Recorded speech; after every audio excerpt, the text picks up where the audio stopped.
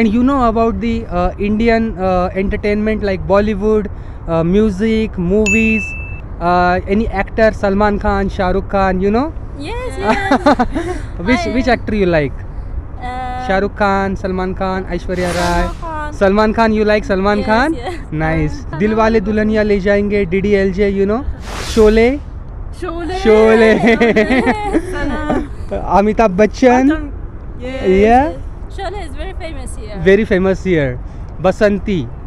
Yes, yes.